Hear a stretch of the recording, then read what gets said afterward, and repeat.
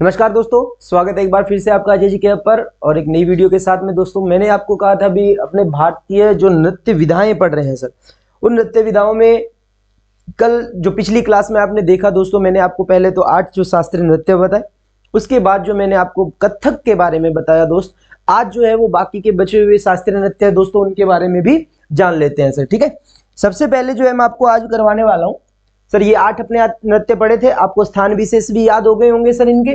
जैसे भरतनाट्यम है वो तमिलनाडु का है सर, मणिपुरी है वो मणिपुर का है, ओडिशा है वो ओडिसी का है, सत्रिय है वो असम का है, कथकली और मोहिनीअट्टम केरला का है, कुचिपुड़ी आंध्रा का है। बस इसको याद करने का तरीका जो मैं आपको बताता हूँ, भरतनाट्यम याद रख लो, कथक याद रख लो, दोनों मेन है सर, साउथ का नॉर्थ का। उसके बाद में मैंने कहा सर कुचिपुड़ी आंध्रा का हो गया, कथकली और मोहिनीअट्टम दोनों केरला के हो जाएंगे, ओडिसी उड़ीसा का हो जाएगा, मणिपुरी मणिपुर का हो जाएगा और सत्रिय जो है वो दोस्तों असम का हो जाएगा। ठीक है, तो ये 8 शास्त्रीय नृत्य। नेक्स्ट उसके बाद में दोस्त अपने जो है भरतनाट्यम है उसके बारे में बात करते हैं दोस्तों। तो भरतनाट्यम जो है, सबसे पहला पॉइंट तो आपको ये याद रखना है दोस्तों, प्राचीन नृत्य विद्या है सर ये, प्राचीन नृत्य विद्या या नृत्य विधा आप कह सकते हो सर। ठीक है, तो प्राचीन नृत्य विधा दोस्तों कौन सी? भरतनाट्यम। आप कह सकते हो सर ये दक्षिण भारत का प्रसिद्ध नृत्य है सर भरतनाट्यम। ठीक है, कौन सा है सर? ये क्लासिकल डांस है, ध्यान रखिएगा, फोक डांस नहीं है, ये क्लासिकल डांस है सर। ठीक है, नेक्स्ट इसके बाद में भरतनाट्यम में देखिएगा 2 शब्द यहां पे आए हैं सर, भरतनाट्यम बना है सर, एक तो भरतमुनि से, भरतमुनि शब्द से, और एक शब्द दिया गया सर इसके साथ में नाट्यम। तो भरतमुनि और नाट्यम शब्द जो है, इसमें आपको नाट्यम का मतलब होता है सर नृत्य, नाट्यम शब्द का यहाँ पे मतलब क्या होता है दोस्तों? डांस होता है। और भरत जो नाम लिया गया वो भरतमुनि से लिया गया, तो ये बात भी याद रखना कि भरतमुनि जो है वो इनके द्वारा रचना मैं आगे वाले पेज पे करवाऊंगा दोस्तों आपको। ठीक है, तो प्राचीन नृत्य विधा है, दक्षिण भारत का प्रसिद्ध नृत्य है, भरतमुनि व नाट्यम शब्द से मिलकर जो है वो भरतनाट्यम शब्द लिया गया है सर। इसकी उत्पत्ति मानी जाती है, कहते सर मंदिर में जो नर्तक है, मंदिर में नृतकों व देवदासियों, नृतकों व देवदासियों के नृत्य सादिर। कौन सा नृत्य दोस्तों? सादिर। तो मंदिर में नृतकों व देवदासियों के नृत्य सादिर से उत्पत्ति मानी जाती है सर। किस नृत्य की उत्पत्ति मानी जाती है? भरतनाट्यम की। इसीलिए तो दोस्तों इस नृत्य को दासी अट्टम, ये अट्टम शब्द नृत्य से ही है सर, ध्यान रखिएगा। तो दासी अट्टम, तो किस नृत्य को दासी अट्टम नृत्य के नाम से भी जाना जाता है? भरतनाट्यम को। इसी नृत्य को दोस्तों अग्नि नृत्य भी कहा जाता है सर। क्या कहा जाता है? अग्नि नृत्य भी से कहा जाता है। अग्नि नृत्य क्यों कहते हैं? क्योंकि कहते सर इस भरतनाट्यम के अंदर जो हाथों का संचालन होता है, लय बत्री का जो है वो बिल्कुल एक अग्नि की तरह, जैसे लपटें निकलती है ना अग्नि से, है ना, तो उसी प्रकार से सर होता है। तो दासी अट्टम और अग्नि नृत्य की बात आती है सर। ठीक है, तो उत्पत्ति मंदिर में नृतकों व देवदासियों के नृत्य सादिर से उत्पत्ति मानी जाती है दोस्तों, ध्यान में रखना। ठीक है, नेक्स्ट इसके बाद भरतमुनि की रचना कौन सी है? तो आपको मैं बता देता हूं दोस्तों, भरतमुनि की जो रचना है वो नाट्य शास्त्र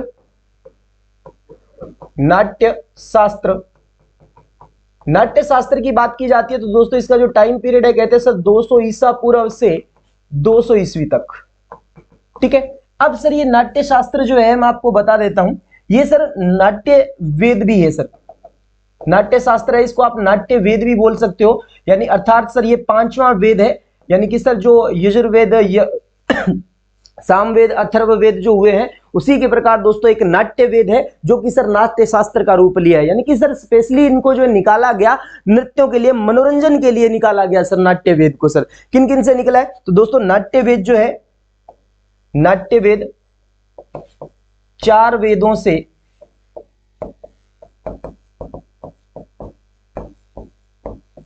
मिलकर बना है।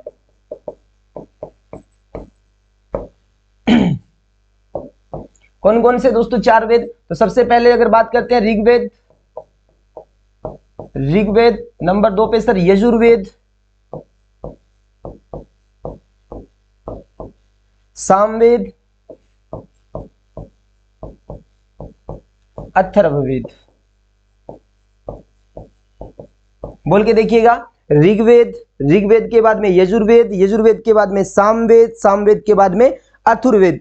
दोस्तों यहाँ पे जो मैंने चार ये आपको जो वेद लिखवाए हैं, चार वेद, इन्हीं से मिलकर दोस्तों ये पांचवां वेद बना है। सर कौन सा वेद बना है, ध्यान में रखना, नाट्य वेद। अब नाट्य वेद की बात की जाती है तो सर ये नाट्य वेद पांचवां वेद है जो इन्हीं से लिया गया है। सर अगर बात की जाती है सर ये इनको कैसे कैसे मिलाकर नाट्य वेद यानी कि मनोरंजन की कला को निकाला गया है, नृत्य नाट्य को निकाला गया है, तो वो दोस्तों याद रखना। इसमें से सबसे पहले ऋग्वेद में अगर बात की जाती है तो यहां से शब्द लिए गए हैं सर, ठीक है। यजुर्वेद से बात की जाती है तो दोस्तों यहां से अभिन्न लिए गए हैं सर। क्या लिया गया है, अभिन्न लिया गया है। यहां से गीत संगीत लिया गया है दोस्तों, गीत संगीत जो है वो सर सामवेद से लिया गया है। और अथर्ववेद से बात की जाती है तो दोस्तों भाव या रस जो है वो सर किससे लिया गया है, ध्यान रखना, अथर्ववेद से लिया गया है। तो यानी कि पांचवा वेद जो नाट्य वेद बन रहा है वो इन्हीं चार वेदों को मिलाकर बन रहा है दोस्तों। किससे क्या चीज ली गई है, तो ऋग्वेद से शब्द की उत्पत्ति, यजुर्वेद से अभिन्न, सामवेद से सर गीत संगीत, अथर्ववेद से भाव या रस। तो ये नाट्य वेद बना दोस्तों, कौन सा, पांचवा वेद, जिसे कहते हैं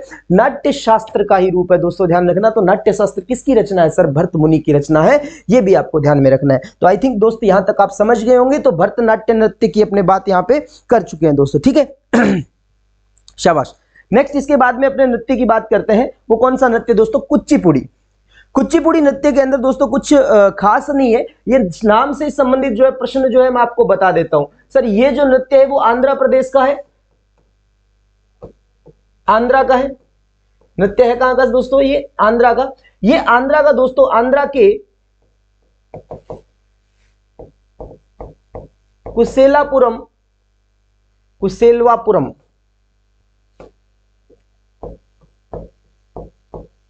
या कुचेलापुर शब्द से उत्पत्ति मानी जाती है सर।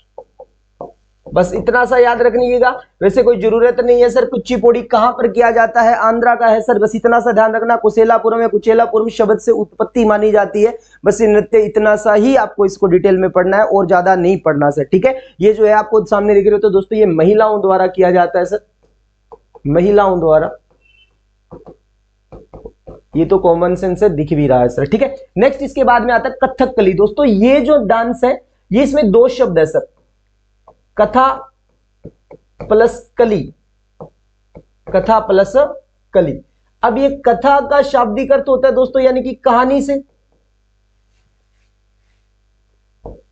कहानी, और कली का मतलब दोस्तों नाट्य या नाटक जिसे आप कह सकते हो, ठीक है। तो इनका शाब्दिक अर्थ ये हो जाएगा। तो कथकली कहां पर किया जाता है, तो आप कहोगे सर केरला में। कथकली कहां का है सर, केरल का है सर। तो कथकली जो शास्त्रीय नृत्य है वो केरल का है, जिसके अंदर दो शब्द समाहित है, कथा प्लस कली। सर ये कहां से आए हैं, ये दोस्तों महाभारत की कहानियों से निकले हैं। मैं आपको बताता हूं दोस्तों, केरल में या केरल के मंदिरों में सामंतों के संरक्षण, सामंतों के संरक्षण में नृत्य नाट्य के दो रूप,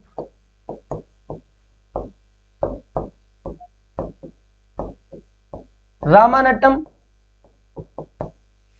और कृष्णाटम, दो रूप रामानटम और कृष्णाटम का विकास हुआ, का विकास हुआ, जिसमें महाभारत व रामायण की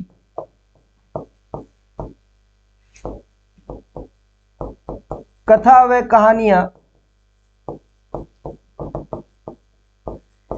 सुनाई जाती।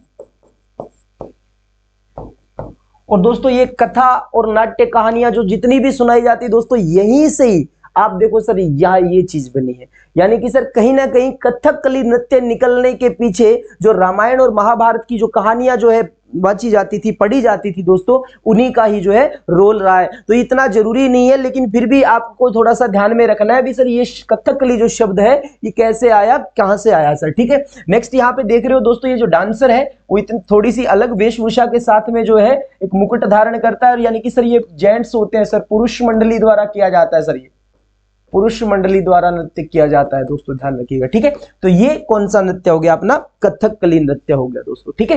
तो एक बार रीडिंग लगा लीजिए इसकी, शाबाश।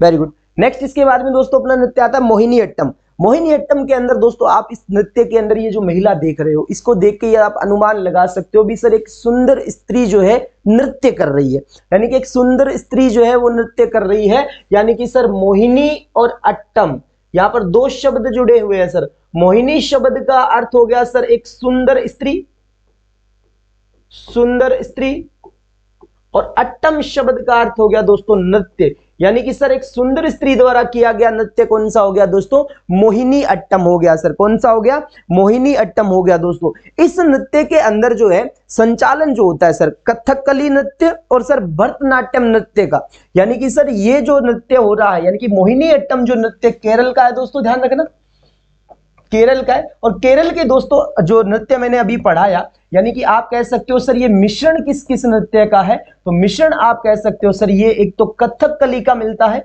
और दूसरा जो है वो इसके अंदर दोस्तों भरतनाट्यम का मिलता है, भरतनाट्यम का, ठीक है।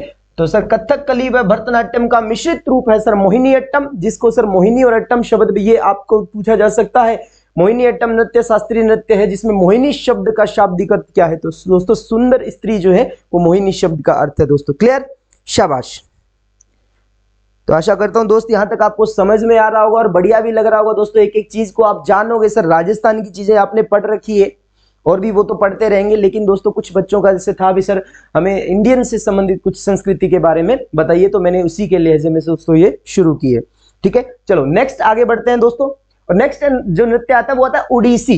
कौन सा नृत्य आता है दोस्तों, उड़ीसी नृत्य आता है सर, शाबाश।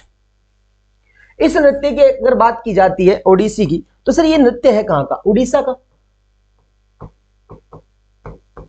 उड़ीसा का सर। कहते हैं सर मल्लगिरी, उदयगिरी, खंडगिरी पहाड़ियां दोस्तों, वहां से सर इस नृत्य के उत्पत्ति मानी गई है। तो दोस्तों कौन सी, तो आप कहोगे सर उदयगिरी, उड़ीसा में उदयगिरी व खंडगिरी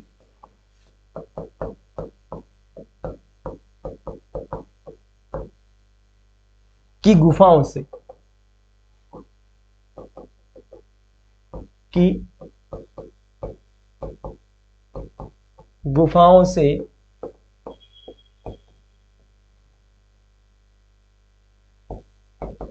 इस नृत्य की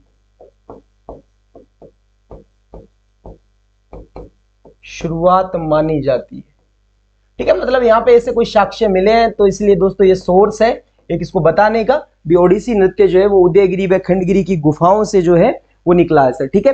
अब इस नृत्य के अंदर दोस्तों आप देख सकते हो भी महिलाएं नृत्य कर रही है। ये अकेला मैंने सिंगल एक नृत्य का आपको चित्र दिया है, ये क्यों दिया है ये भी मैं आपको बताऊंगा दोस्तों, ठीक है। अब यहां पर मैं आपको बताता हूं भी इस नृत्य का जो नाम है ओडिसी, ये है ना नाट्य शास्त्र किसकी रचना है सर, भरतमुनि की। तो नाट्य शास्त्र में रचित ओंद्रा शब्द से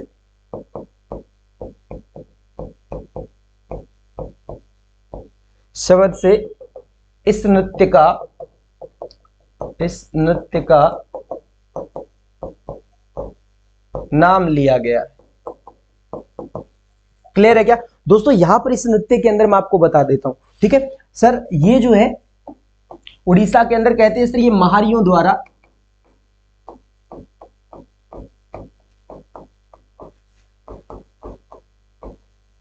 नृत्य किया जाता है। और ये दोस्तों यहां पे जो ये मुद्रा है देखो, इसके अंदर सर तीन, एक इधर और एक इधर, तीन टाइप से सर ये मुड़ी हुई महिला है। तो यानी कि सर इसके त्रिभंग मुद्रा बोलते हैं सर इसमें। तो त्रिभंग मुद्रा का संबंध कौन से नृत्य से आपसे पूछा जाए तो आप कह देना सर ओडिसी नृत्य से जो है संबंधित है सर त्रिभंग मुद्रा, जिसके अंदर महिला जो है वो अपने शरीर को तीन साइड के अंदर सॉरी तीन तरीके से सर एक इधर और एक इधर तरीके से मोड़ लेती है सर। क्लियर है क्या? इसको त्रिभंग मुद्रा भी कहा जाता है सर। क्लियर है क्या? शाबाश। गुड। कहते हैं सर एक कोई जैन राजा था खेरवाल नाम से, जिसके द्वारा दोस्तों इस नृत्य को संरक्षण दिया गया। कोई जरूरी नहीं है, लिखना चाहते हो तो आप लिख सकते हो सर। जैन राजा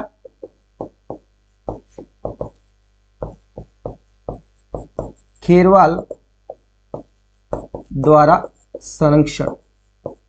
क्लियर? तो ये पॉइंट भी आप याद रख लेना। इसके अंदर दोस्तों मैंने आपको सारी बातें बता दी सर। क्लियर? रीडिंग लगाइए एक बार के लिए सभी। शाबाश।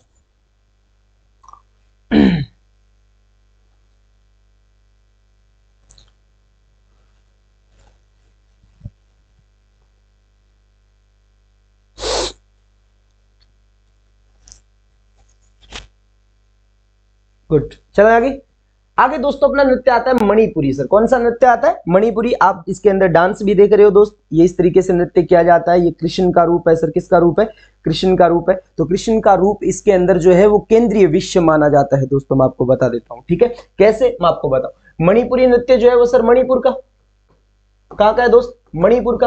अब इसके अंदर मैं आपको बताऊं मणिपुरी नृत्य की खास बात। तो ये सर शिव पार्वती के देवीय नृत्य से उत्पन्न। तो शिव पार्वती के देवीय नृत्य से उत्पन्न हुआ है दोस्तों कौन सा? मणिपुरी नृत्य। कहते हैं सर 15वीं शताब्दी में, जब 15वीं शताब्दी में वैष्णववाद के आगमन से, वैष्णववाद के आगमन से इस नृत्य में कृष्ण जी केंद्रीय विषय बने सर। क्या बने? केंद्रीय विषय बने। यानी कि दोस्तों वैष्णववाद के पश्चात ही जो है इसके अंदर ये जो नृत्य के अंदर जो वेशभूषा लिया जा रहा है वो किसका लिया जा रहा है? भगवान श्री कृष्ण का। इसके चारों तरफ ये महिलाएं जो है इस तरीके की पोशाक पहनकर ये नृत्य करती है दोस्तों, ठीक है? यानी कि सबसे पहले इस नृत्य की शुरुआत शिव और पार्वती के देवीय नृत्य से मानी जाती है। फिर कहते हैं 15वीं शताब्दी के अंदर जो है इस नृत्य में वैष्णववाद के कारण जो है वो भगवान श्री कृष्ण जो है वो इस नृत्य की केंद्रीय विषय बन गए। और इसके पश्चात मैं आपको बता देता हूं दोस्तों 18वीं शताब्दी में बीच में यह नृत्य थोड़ा सा विलुप्त हो गया था दोस्तों, लेकिन 18वीं शताब्दी में मणिपुर के राजा भागचंद्र द्वारा पुनर्जीवित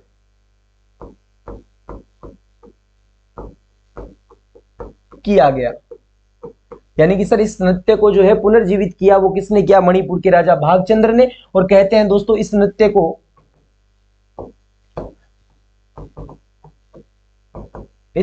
को रविंद्रनाथ टैगोर द्वारा पहचान दिलवाई गई सर। अब कैसे पहचान दिलवाई गई ये भी आपके मन में आ रहा होगा। तो दोस्तों मैं आपको बता देता हूं, पश्चिम बंगाल में जो शांति निकेतन का जो पाठ्यक्रम था, सिलेबस था सर, उसमें ये ऐड कर दिया जाना सर, ठीक है? तो सर शांति निकेतन में कह सकते हो आप, शांति निकेतन पश्चिम बंगाल ब्रैकेट में लिख लीजिएगा के पाठ्यक्रम में जोड़ना।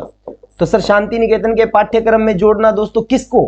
किसको सर? मणिपुरी नृत्य को सर। मणिपुरी नृत्य को इसके पाठ्यक्रम में ऐड कर दिया। किसने कर दिया? रविंद्रनाथ टैगोर ने। तो कहा जाता है सर इस नृत्य को पहचान दिलवाई, फेमस किया वो दोस्तों किसने किया था? रविंद्रनाथ टैगोर द्वारा जो इसको पहचान दिलवाई गई दोस्तों। एक बार के लिए रीडिंग लगा लीजिएगा, शाबाश। एक अपना अंतिम शास्त्रीय नृत्य बचा है दोस्तों, और अपने कंप्लीट जो है सारे शास्त्रीय नृत्य हो जाएंगे 8 के 8 दोस्त, ठीक है। और मैं आपको बता देता हूं दोस्तों, नृत्य से प्रश्न पूछा जाता है। इसके बाद में अपने लोक नृत्य भी पढ़ेंगे, अलग अलग राज्य के दोस्तों, ज्यादा नहीं है, हर एक स्टेट में एक एक दो दो ही पढ़ने हैं, ज्यादा कुछ नहीं है सर, ठीक है। नेक्स्ट इसके बाद की बात करते हैं दोस्तों, तो एक नृत्य आता है क्षत्रिय नृत्य सर। क्षत्रिय नृत्य दोस्तों कहां का है?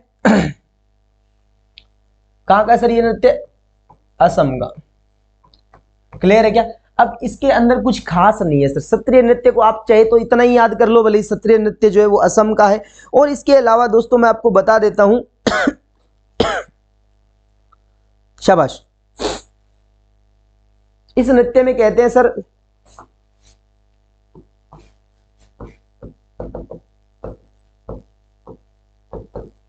शुरुआत जो है वैष्णव संत शंकर देव द्वारा की गई थी,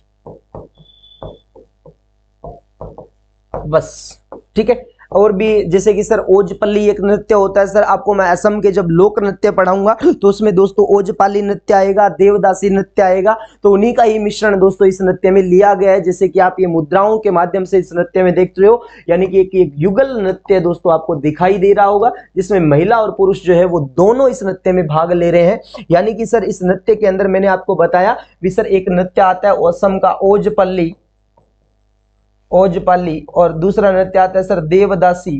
तो ओजपाली व देवदासी नृत्य का मिश्रण, ठीक है, शाबाश। तो एक बार के लिए फटाफट से दोबारा रिपीट कर लेते हैं दोस्त। थोड़ा सा मुश्किल लग सकता है क्योंकि आपको नामों की ये आदत नहीं है दोस्तों। ये नाम जो है वो दोस्तों थोड़ा सा डिफरेंट लगेंगे, आपको थोड़ी परेशानी होगी पढ़ने में, क्योंकि जब मुझे परेशानी हुई है तो स्वाभाविक सी बात है आपको भी होना बनता है दोस्तों। धीरे धीरे अभ्यास में लानी पड़ेगी चीजें, अभ्यास में आई हुई चीजें जो है वो अपनी कठोर बन जाती है ना। अब जैसे कि वो मूवी है ना चांदनी चौक टू चाइना के अंदर जो ये कहते हैं सर ना, वो कहते भी मुझे तेरी 10,000 मूव से डर नहीं है, लेकिन मुझे तेरी एक उस मूव से डर है जो तूने 10,000 बार कर रखी है। यानी कि सर सबसे ज्यादा जो जरूरी है जीवन के अंदर वो है प्रैक्टिस, अभ्यास। आपको दोस्तों बहुत बड़ी जीत दिलवा सकता है, ये बात ध्यान में रखना। तो करत करत अभ्यास लगे रहिए दोस्तों, आपको सफलता जरूर मिलेगी, ठीक है। तो बहुत ही सुंदर तरीके से मैंने रिप्रेजेंट किया है आपको, बिल्कुल बकवास नहीं भी सर ऐसे सीधा सीधा पढ़ा दिया, नहीं सर। एक एक चीज को जो भी इंपॉर्टेंट है सिर्फ वो बताइए, और आपके एक पेपर के अंदर ये काम आएगी दोस्तों, ठीक है।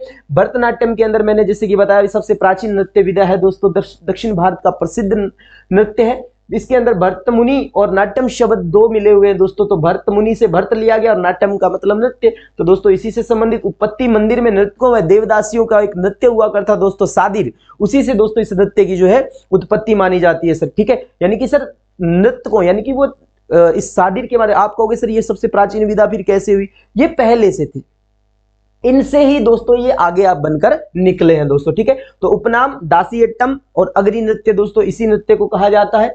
नेक्स्ट भरत मुनि की रचना नाट्य शास्त्र, जिसमें मैंने कहा नाट्य वेद भी आप इसे बोल सकते हो, 5वां, क्योंकि सर ये 4 वेदों से मिलाकर ही बनाया गया है सर, क्लियर। नेक्स्ट आगे कुचिपुड़ी। कुचिपुड़ी जो नृत्य है वो दोस्तों आंध्रा का है, और मैंने कहा सर कुशेलवापुरम या कुचेलापुरम जो है शब्द से उत्पत्ति मानी जाती है, महिलाओं द्वारा किया जाता है, बस इतना सा याद रखना। कथकली में 2 शब्द है, कथा प्लस कली, ठीक है। ये कथा प्लस कली दोस्तों रामायण महाभारत की कहानियों से उत्पत्ति हुई है दोस्तों, ध्यान रखना।